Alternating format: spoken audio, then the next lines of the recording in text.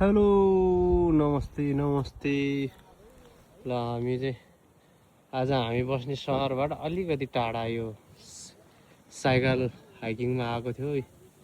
अनि जापान पनि यस्तो जापानको गाउँहरू छ है, नेपालको गाउँहरू जस्तै टक्क गाउँहरू पहाडमा अवस्थित ट्याक्क है तपाईँको।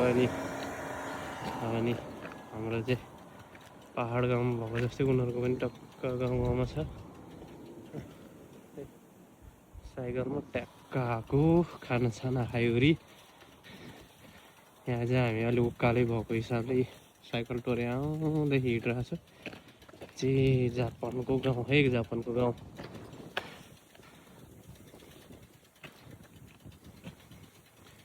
तपाईँहरूलाई म सिधा लाइभ दिइरहेको छु।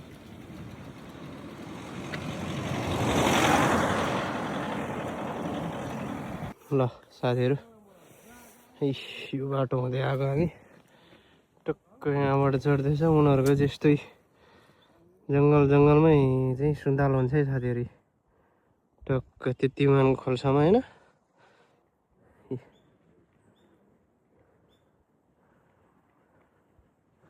सुन्तला ल हामी चाहिँ रामी छापको भए चाहिँ पुरै सोइलुङ जस्तो ठाउँमा जाँदैछौँ है गाइस। टक्क त्यो डाँडामा माथि डाँडामा जाँला हो, त्यो टुक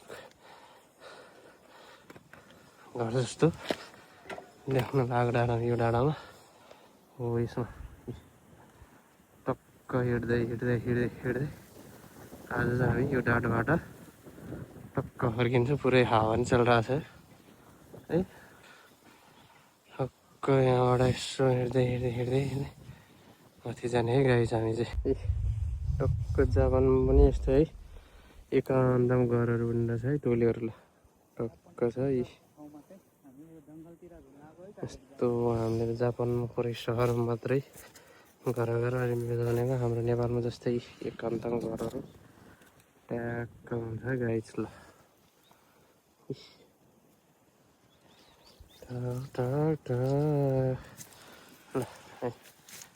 हामी चाहिँ यो हुँदै टक्क माथि डाँडामा पुगेर मात्रै फर्किने योजना छ आज।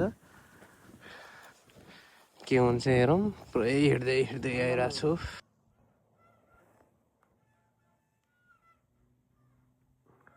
पुरै सुन्तला बगैँचा यो गाउँ जस्तो हामी त्यो डाँडामा पुगेर फर्किसक्यो है। पुरै यो भेगमा चाहिँ पुरै सुन्तलाको खेती लटरम्मै छ है। सुन्तला बगैँचा